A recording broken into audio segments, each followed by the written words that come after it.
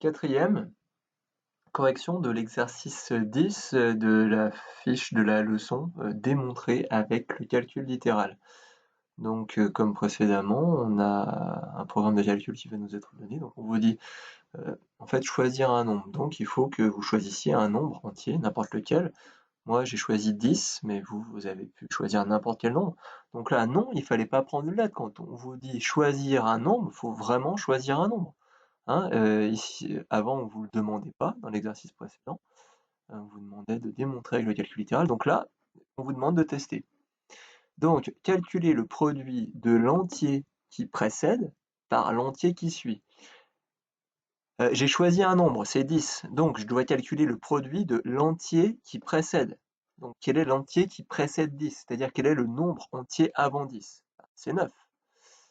Donc, c'est un produit. Un produit, c'est une multiplication. Donc, l'entier qui précède 10, c'est 9, multiplié donc par l'entier qui suit. Donc, l'entier qui suit 10, c'est 11. Et 9 fois 11, ça fait 99. Vous pouvez vérifier à la calculatrice. C'est pas clair? Je réexplique. On peut prendre un autre exemple. Imaginons, je choisis un nombre. Ce nombre, c'est 5. Ok. On me demande de calculer le produit de l'entier qui est avant 5. Donc, qu'est-ce qui est avant 5? C'est 4. L'entier qui le précède, par l'entier qui le suit. Donc, qu'est-ce qui suit pas 4, mais qu'est-ce qui suit 5? Le nombre d'après. Eh bien, c'est 6. Ce qui nous donnerait alors 24. Ok? Donc là, c'est pour un autre exemple. Voilà, calculer le produit de l'entier qui précède par l'entier qui suit, donc le nombre qui est avant 9 et par le nombre qui est après 11. Toujours avec 10, calculer le carré du nombre choisi et lui soustraire 1. Donc là, c'est 10, son carré, c'est 10 au carré, moins 1, ce qui nous donne, je lui soustrais 1, donc moins 1, ce qui nous donne 100 moins 1, ce qui donne 99. Faisons avec 5, donc 5 au carré moins 1, ça nous donne donc 25 moins 1, ce qui fait 24. Donc là, j'ai fait avec deux exemples. J'ai fait pour 10, là je trouve 99 en faisant l'entier qui précède par l'entier qui suit. Et puis toujours pour 10, je le mets au carré, j'enlève 1 et j'obtiens aussi 99. Avec 5, j'obtiens 24 et avec le deuxième programme, j'obtiens aussi 24. Donc, quelle remarque peut-on faire? Plutôt quelle conjecture avez-vous faite? On obtient le même résultat avec les deux programmes. Attention, c'est pas on obtient le même résultat avec n'importe quel nombre. Là, vous avez deux programmes différents. Et en fait, si vous choisissez le même nombre, on obtient le même résultat. Donc, on obtient le même résultat avec les deux programmes. Il faudra peut-être ajouter pour le même nombre de départ. Ok? Donc, voilà.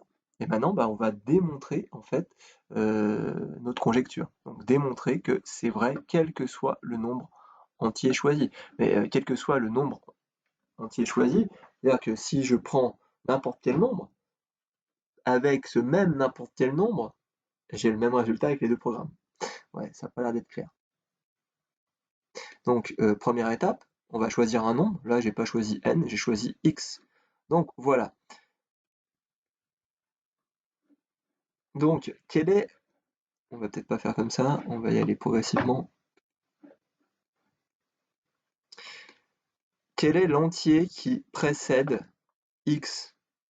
Bien, l'entier qui est avant x, par exemple, l'entier qui est avant 10, c'est 9. Quel calcul on a fait? On a fait 10 moins 1. Donc là, mon nombre, c'est x. Donc le nombre entier qui est avant, x c'est un nombre entier, c'est x moins 1. Ok? Quel est le nombre qui suit? L'entier qui suit x. Donc l'entier qui suit 10, c'est 11.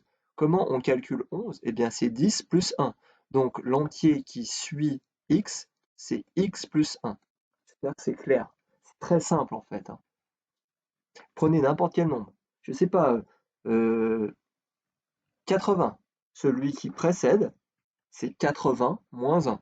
Donc 79. Et l'entier qui suit 80, c'est 81. 81 plus 1. Donc si mon nombre c'est x, eh bien celui qui le précède c'est x moins 1, celui qui le suit c'est x plus 1. Et maintenant, on va proposer en fait un calcul littéral pour exprimer le programme petit a. Donc le programme de la question petit a, je l'ai appelé a. Donc c'est le nombre qui précède multiplié par le nombre qui suit. Donc x moins 1 fois x plus 1. Qu'est-ce qu'il faut surtout pas oublier? Les parenthèses. Voilà. Et on va faire pareil pour le programme de la question petit b. Je l'ai appelé grand B, mais il n'y avait pas d'obligation. Donc qu'est-ce qu'on fait? Le carré du nombre, donc x au carré, et on lui soustrait 1. Donc x au carré moins 1. OK? Premier programme, deuxième programme. Est-ce que c'est la même chose? Bah non, là j'ai une double distributivité et puis là j'ai un truc réduit. Bon, bah, est-ce que c'est égal? J'ai pas l'impression. Qu'est-ce qu'on peut faire alors? Souvenez-vous, dans la leçon, on vous disait, qu'est-ce qui se passe? On vous disait ici développer puis réduire et ensuite conclure. Donc, on va développer ce qu'on peut développer. Je ne peux pas développer le programme de la question petit b. Par contre, je peux développer effectivement ceci. Donc, c'est une double distributivité. Donc, x fois x, x au carré. Après, je distribue x à 1, x fois 1, plus x. Maintenant, je vais distribuer le moins 1 aux deux termes de ma deuxième parenthèse. Donc, moins 1 fois x, moins x, et moins 1 fois 1, moins 1.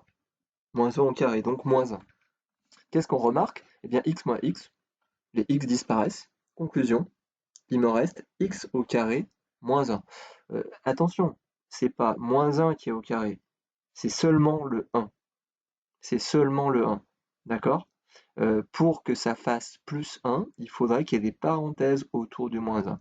Là, le carré, leçon chapitre 2, le carré concerne seulement le nombre qui immédiatement le précède. Donc, c'est seulement 1 qui est au carré, c'est pas le moins. OK? Qu'est-ce qu'on remarque donc? Donc, le programme A égale programme B, ou plutôt l'expression qui traduit le programme de la question petit a est égale à l'expression qui traduit le programme de la question petit b. Donc, quel que soit le nombre choisi au départ, on obtient le même résultat avec les deux programmes. Je vous remercie.